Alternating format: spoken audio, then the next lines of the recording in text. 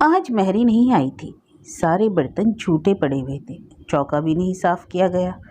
खाने की मेज पर भी जहाँ तहाँ चावल दाल गिरा हुआ था। बिजली नहीं थी। अगस्त की उमस। प्रेमा परेशान थी। दिन भर इधर से उधर करती रही। कहीं चैन नहीं, ना घर में ना बाहर। पड़ोस की औरतें गंवारू हैं। प्रेमा उनसे घुलना मिलना नहीं चाहती। पड़ोसी ने भी कुछ ऐसी निगाह से देखती हैं जैसे प्रेमा अजूबा हो। निरक्षरों के बीच में पढ़ी लिखी औरत घुट रही थी।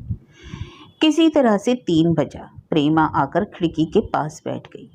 यह खिड़की बाहर की तरफ खुलती थी। सामने एक छोटा सा लॉन था। खिड़की पश्चिम की तरफ थी। उधर से धूप आ रही थी। प्रेमा जरा हटकर बैठ गई। बाहर से हवा भी नहीं आ रही थी। सब रूखा रूखा गुम सा लग रहा था। ना कोई लहर अंदर थी और ना कोई झोंका बाहर। प्रेमा ने झलने के लिए दफ्ती का टुकड़ा खोजना शुरू किया। दफ्ती नहीं मिली। हाथ का पंखा तो घर में था ही नहीं। उसे गुस्सा आया रमेश पर। यह भी कोई आदत है कि जितना कहा जाए बस उतना ही। कुछ अपने से भी तो सोच कर करना चाहिए बिजली वालों को, कि जब ऐसी मनमानी चल रही है तो कम से कम एक पंखा लाकर घर में रख देना चाहिए। उनको क्या है, दिन भर दफ्तर में गुलछर्रे उड़ाते हैं। 9:30 बजे चले जाना है, शाम को 5-6 बजे लौटना है। यहाँ तो अकेले रहना है। गुड़िया बहुत छोटी है। 6 बरस की लड़की अपना भी तो काम नहीं कर पाती। प्रेमा को महसूस हो रहा था कि प्याज का ऊपरी छिलका सड़ गया है और एक तीखी बदबू सारे घर में फैली है। प्रेमा ने घड़ी उठाकर देखा। घड़ी बंद थी। शायद वह चाबी देना भूल गई थी। ससुर के जमाने की चाबी वाली घड़ी है। करे क्या, आखिर क्या क्या याद रखे। अपनी घड़ी में चाबी देना नहीं है। शादी में ऑटोमेटिक के लिए अड़ गए थे। अच्छा रहा होता कि ऑटोमेटिक ना दी गई होती। कम से कम घड़ी की चाबी तो रोज भरना पड़ता। कुछ करना जरूरी होता। अगर कहूँ कि मेरी घड़ी में चाबी दे दिया करो तो कहेंगे इतना सा काम नहीं कर सकती हो। किसी मर्द को समझ में नहीं आ सकते कि औरतें घर में क्या करती हैं। प्रेमा की तबीयत में आया कि घड़ी को पटक दे, लेकिन यह तो सिर्फ ख्याल था। यह तो एक ऐसी लहर थी जो क्षण भर के लिए उठकर खत्म हो गई। प्रेमा ने किसी आते जाते से टाइम पूछना चाहा, कुछ सोचकर रह गई। वह अपने में ही सिमट कर रह जाना चाहती थी। किसी दूसरे से छोटी सी बात पूछकर अपने को हल्का नहीं बनाना चाहती थी। उसने धूप पर ध्यान दिया। लगा कि तीसरे पहर की धूप कुछ ढल रही है। हो सकता है 3:30 बज रहे हों। 3:45 बजे गुड़िया की छुट्टी होती है। 4 बजे तक आ जाएगी। एक छोटी सी बच्ची कुछ बात तो नहीं कर सकती है, लेकिन उसकी मौजूदगी बहुत सहारा देती है। वह अपनी बातों से प्याज के ऊपरी सड़े छिलके को छील कर हटा देती है। प्रेमा उठकर रसोई की तरफ गई। अभी बच्ची आती होगी तो खाने को चाहिए। अभी कटोरदान में 3 रोटियां थी। दाल खत्म हो गई थी। 3 रोटियों में से एक नीचे की है, पसीज गई है। गुड्डी नहीं खाएगी। 2 रोटियां हैं। इतना गुड्डी के लिए काफ़ी है, लेकिन खाएगी किससे? सब्जी भी नहीं है। 3 दिनों से सिर्फ आलू बन रहा है। हरी सब्जी का नाम नहीं। उन्हें तो मौका है ही नहीं कि जाकर सब्जी ले आए। मुझे घर से निकलने देंगे नहीं। पढ़ लिख कर औरत भी आज़ाद नहीं। पता नहीं क्या सुरखा पर लगा हुआ है कि लोग नौच लेंगे। जब इतना बड़ा आदमी बनना था तो 2-4 नौकर रख लिया होता। यहाँ तो यह हाल है कि बर्तन मलने वाली दाई ना है तो अपने हाथ से घिसना पड़ता है। प्रेमा ने चीनी का डिब्बा उठाया। डिब्बे में चीनी नहीं थी। झल्लाकर डिब्बे को पटक दिया। कनस्तर खोलकर देखा तो वहां से भी चीनी नदारद हो चुकी थी। आज 4 दिन से उसने चीनी की रट लगा रखी है। कोई सुने तब ना। आखिर दुकान पर उसी को जाना पड़ेगा क्या? अभी दफ्तर से आते होंगे तो चाय चाहिए। 3 दिन से गुड़ की चाय बन रही है। आज तो गुड़ भी नहीं है। प्रेमा ने थोड़ी देर तक रसोई को देखा, फिर आकर बाहर वाले कमरे में बैठ गई। खिड़की से लोगों को आते जाते देखने लगी। कुछ स्कूली बच्चे आते हुए दिखाई पड़े। अब 4 बज गया होगा। बेटी भी आ रही होगी। प्रेमा जैसे 3 कमरों वाले मकान में छटपटा रही थी। उसकी निगाहें कभी बाहर वाले कमरे में के सोफे पर की खोलियों पर जाती, कभी मेज पोश पर, कभी तख्त पर बिछी हुई चादर पर, कभी अलमारी के 2 खानों में सजे हुए एक खिलौने पर। सोफे की खौलें गंदी हो गई थी। मेजपोश की झालरें उखड़ रही थी। तख्त का पाया टूटा हुआ है। अलमारी की गुड़िया के गहने उतार लिए गए हैं। बैठक में सब कुछ बदला बदला और फीका फीका लग रहा है। मम्मी, और दरवाजे की कुंडी ठक से बोल उठी। प्रेमा एक झटके से मानो को देखते देखते गुड्डी को भूल गई थी। दरवाजा खोला तो गुड्डी दोनों हाथों से बैग को कसकर दबाए हुए अंदर घुसी। हरे चेक का ड्रेस था। गुड्डी दहकते हुए गेहुए रंग की थी।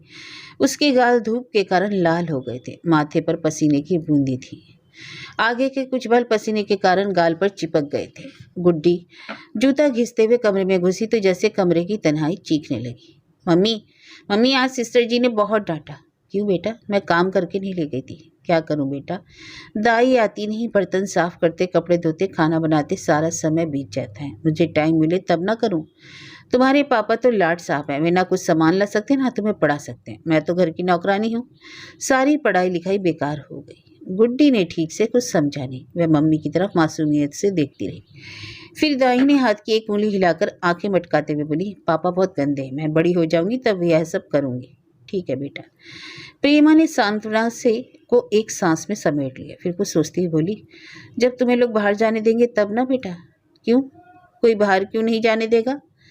प्रेमा झोंक में कह गई, लेकिन इसका अर्थ गुड्डी को समझाना मुश्किल था। अब वह बात बदलने लगी, लेकिन गुड्डी मान नहीं रही थी। प्रेमा को बड़ी झल्लाहट हुई। पहले वह अपने अकेलेपन से उभरी थी और अब अकेलेपन में बच्चे की जिद से परेशान थी। तू बहुत बोलती है, चल पहले नाश्ता तो कर ले। क्या है मम्मी? है क्या? मेरा सिर सूखी रोटियां हैं। गुड्डी थोड़ा सहमी, फिर जिद करती हुई बोली, तब मैं नहीं खाऊंगी। खाओ और चाहे मत खाओ। गुड्डी बस एक बार कह दिया, मेरा सिर मत खाओ। प्रेमा खींचती हुई कमरे से निकलकर बरामदे में आ गई। बरामदे में चारपाई सुबह से वैसी ही पड़ी थी।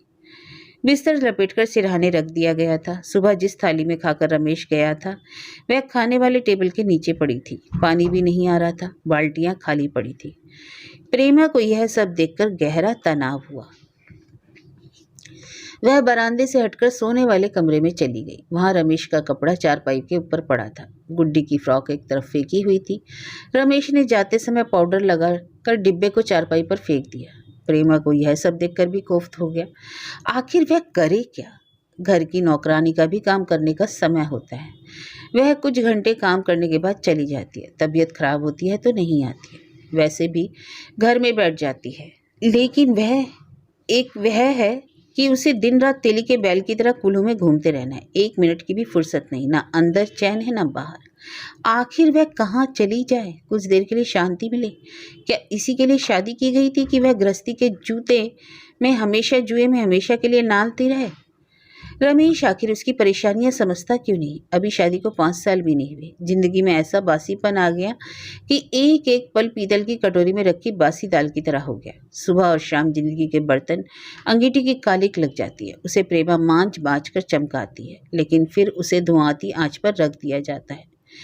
प्रेमा परेशान होकर कमरे से बाहर आ गई। वह बरामदे में खड़ी होकर नल की ओर देखने लगी। हालांकि बिजली नहीं थी, फिर भी वह उम्मीद कर रही थी कि अभी खलखल करके पानी चढ़ेगा। हो सकता है बूंद बूंद ही टपके, उसी के नीचे बर्तन भर जाए। प्रेमा ने छूछी बाल्टी को उठाकर पाइप के नीचे रख दिया। फिर दिमाग में आया कि बाल्टी को पाइप की टोटी के और पास रहना चाहिए। उसने एक प्लास्टिक की बाल्टी पाइप से लटका दिया और एक बाल्टी को उसके नीचे रख दिया। घर में एक बाल्टी और सुराही और रह गई थी। सुराही में अभी थोड़ा सा पानी था, बाल्टी खाली थी, इसलिए तीसरी बाल्टी को भी लाकर लाइन में रख दिया। फिर वह इंतजार करने लगी कि पाइप से पानी टपकेगा और उसकी बाल्टी भर जाएगी। वह कुछ देर यूं ही पाइप की तरफ देखती रही। फिर उसने पाइप को हाथ से ठोका। शायद अपने आप पानी ना टपके तो चोट खाने के बाद ही पानी टपक जाए। 1, 2 और 3 मुक्के खाने के बाद पाइप के गले में फंसा 2 बूंद पानी टपका, लेकिन इसके बाद कुछ नहीं। पाइप एकदम सूखा सूखा मालूम होने लगा। प्रेमा पाइप से पानी टपकने का इंतजार करते करते थक गई। बरामदे में एक स्टूल खींचकर बैठ गई। उसका ध्यान आंगन में बंधे तार के ऊपर लटकी साड़ी पर गया। साड़ी सूखकर कड़कड़ी हो गई थी। तेज धूप में सारा गीलापन सूख गया था। तपन को कोई नहीं बर्दाश्त कर सकता। प्रेमा की निगाहें आंगन की दीवार पर गई। पाइप के ऊपर दीवार का सीमेंट फूला फूला हुआ लग रहा था। प्रेमा पास आ गई। लगता था कि नमी पाकर सीमेंट ने दीवार से चप्पड़ छोड़ना शुरू किया। प्रेमा ने उभरे हुए सीमेंट की उंगली से दबाया तो चप्पड़ छूट गया। उसने कच कर खरोचा तो सीमेंट का प्लास्टर उखड़कर नीचे गिर गया। लगभग 4 इंच दीवार नंगी हो गई। अंदर की ईंटें दिखाई पड़ने लगी। प्रेमा ने गौर से देखा। जो दीवार सीमेंट की वजह से खूबसूरत और मजबूत दिखाई पड़ रही थी, वही सीमेंट उखड़ जाने के बाद बदसूरत और कमजोर लगने लगी। अंदर की ईंटें मिट्टी से जुड़ी थी। जुड़ाई पक्की न होकर कच्ची थी। प्रेमा ने एक उंगली ईंटों के बीच में धंसाई तो लगा मिट्टी का सारा गारा भुरभुराकर गिर पड़ेगा। प्रेमा को लगा इस घर की एक एक ईंट हिलने को बेताब है। प्रेमा को आज आंगन की दीवार भी बदली हुई लग रही थी। वह आकर फिर स्टूल पर बैठ गई। दाहिनी जांघ पर दाहिने हाथ की कोहनी टेककर हथेली पर ठुड्डी टिकाकर बैठ गई। रसोई से प्याज का एक छिलका उड़ता हुआ आया, प्रेमा के पाँव के पास आकर रुक गया। उसने पाँव बढ़ाकर प्याज के छिलके को बाएं अंगूठे से दबाना चाहा, लेकिन हवा के दबाव से वह थोड़ा आगे सरक गया। उसने जरा आगे झुककर फिर अंगूठा बढ़ाया, वह थोड़ा और आगे सरक गया। अब प्रेमा ने उठकर छिलके को दबाना चाहा, वह फिर उड़ा, लेकिन प्रेमा ने अब की उसे कुचलने का निश्चय कर लिया। छिलका ज्यों उड़ा, उसने लपक कर अंगूठे से दबाते हुए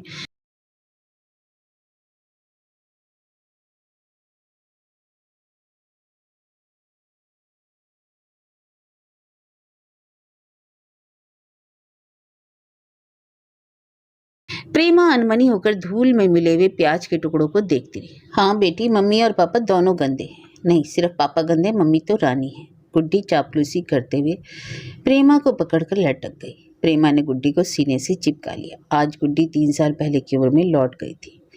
माँ के गले में बाहें डालकर सीने से चिपकी हुई ठुनकने लगी। मेरी अच्छी मम्मी, क्या खाना नहीं देगी? दूंगी क्यों नहीं, लेकिन बेटी खाएगी किससे? न दाल है न चीनी। अच्छा रुको, मैं बताती हूँ। गुड्डी ने चिंतक की सी मुद्रा बनाकर सोचते हुए कहा। घी, नमक नहीं, तेल नमक नहीं मम्मी, प्याज नमक। जैसे वह सोचती जा रही थी कि क्या हो सकता है और क्या नहीं। अच्छा भाई, चलो जिससे खाओ वही दूंगी। लेकिन प्रेमा ने घी का डब्बा खोला तो घी नदारद। खाली डिब्बे को गुड्डी की ओर बढ़ाया तो वह बोली, मैंने तो पहले ही कहा था प्याज और नमक से खाऊंगी। फिर माँ के बिना कहे सुने एक प्याज लाकर छीलने लगी। प्रेमा गुड्डी के हाथ से प्याज लेकर खुद छीलने लगी। प्याज की एक परत को छीलने के लिए चाकू चलाया कि बिजली आ गई। सामने की टेबल पर रखे हुए फैन का स्विच पहले से ही ऑन था। पंखा फुल स्पीड में चलने लगा। प्याज की ऊपरी सूखी परत छिला गई। एकदम सूखा छिलका अब तेज हवा में उड़कर रसोई की दीवार से टकराने लगा। गुड्डी दौड़कर प्याज के छिलकों को बटोरने लगी, लेकिन उसके हाथों से छिलके आ ही नहीं रहे थे। एक छिलके को वह मिट्टी में बंद करती तो दूसरा उड़ जाता। क्या कर रही है गुड्डी? हमेशा गंदा ही काम करती है। नहीं मम्मी, छिलके भागे जा रहे हैं, इन्हीं को पकड़ रही हूँ। क्या करोगी? इन्हें प्याज के ऊपर फिर चिपकाऊंगी। तू बड़ी बेवकूफ़ है, कहीं छिलका हटने के बाद उस पर लगता है। प्रेमा ने प्याज के छिलके की दूसरी परत को भी उखाड़ दिया। यह छिलका मरा नहीं था, इसमें हल्का सा रस था। एक झार भरी हुई गंध हवा में तैरने लगी। पंखा की तेज चाल की वजह से झार परेशान करने लगी। अब तीसरी परत पर भी चाकू चलाया और तीखी झार के कारण तिलमिला उठी। हवा में झार ही झार था। प्रेमा की आंखों में आंसू भर आए हुए आंचल से पहुंचने लगी। मम्मी तू रो रही है? दत्त रो नहीं रही हूँ, प्याज की झार लग रही है। तू हट जा, नहीं तो झार परेशान हो जाएगी। गुड्डी को भी झार लगी, वह हटकर दूर खड़ी हो गई। प्रेमा ने प्याज को छीला, छोटे छोटे टुकड़े करके उसमें नमक डालकर गुड्डी के आगे परोस दिया। गुड्डी प्याज और नमक से रोटी खाने लगी। प्रेमा फिर बाहर वाले कमरे में आकर बैठ गई। पंखा चला दिया, थोड़ा आराम मिला, शरीर को हवा लगी। कुछ आराम मिला तो निढाल होकर कुर्सी पर पसर गई। दोनों पांव आगे फैला दिए, सिर कुर्सी के पिछले हिस्से पर टिका दिया। फिर सिर ऊपर किए हुए वह सोचने लगी। उसे याद आ गया बचपन की आज़ादी, स्कूल की ज़िंदगी, सहेलियों के साथ की गप्पे, इम्तिहान और फिर रिजल्ट। हाँ, ज़िंदगी भी तो इम्तिहान ही है। 4 साल से वह इम्तिहान ही तो दे रही है। शुरुआत के 2 साल यूँ बीते पता ही नहीं चला, और जब से घर गृहस्थी हुई जिंदगी तिल तिल करके कट रही है। प्रेमा के मन में खींच और समझदारी दोनों एक साथ उठ रही थी। रमेश की लापरवाही और खींच, और घर गृहस्थी को संजोए रखने की समझदारी। लेकिन समझदारी कब तक साथ निभाएगी? और क्या औरत ही समझदारी दिखाती रहे, पुरुष ना समझी करता रहे? क्या घर गृहस्थी सिर्फ औरत के गले का फंदा है? मर्द का फर्ज कुछ भी नहीं। घर गृहस्थी, बच्चे, मर्द, एक के ऊपर चढ़ी हुई दूसरी परत। औरत एक एक परत को अपने ऊपर चढ़ाए रहती है। प्रेमा को प्याज की झनकती हुई गंध का झोंका महसूस हुआ। औरत भी क्या प्याज का एक खूबसूरत सा गट्टा है। वह जैसे तैसे सूखती है, वैसे वैसे चिकनी, ठोस और खूबसूरत लगती है। प्याज का चिकना और गोला सा रूप, फिर उसकी एक एक परत को उधेड़िए तो वह उधेड़ती जाती है। जैसे जैसे परत हटती है, वैसे वैसे झन्नाटेदार गंध हवा में तैरने लगती है। गंध हवा में होती है और हवा से भी ज़्यादा एक एक नस से गुजरती हुई पूरे शरीर में फैल जाती है। प्याज की हर परत ही प्याज है। सारी परतों को हटा देने के बाद प्याज नाम की चीज़ नहीं रह जाती। प्रेमा को भी महसूस हो रहा था अब उसका कुछ भी नहीं है। उसके ऊपर परत दर पर चढ़ी हुई है। इन परतों का मिला जुला रूप ही प्रेमा है। सारी परतों के हट जाने पर वह कुछ भी नहीं। खूबसूरत प्याज, एक एक परत और हवा में तैरती हुई झन्नाटेदार गंध। प्रेमा कुर्सी पर और निढाल हो गई। उसका सिर कुर्सी के पीछे वाले हिस्से पर टिका था। वह ऊपर छत को देख रही थी। छत के एक कोने में मकड़ी ने जाला बना रखा था।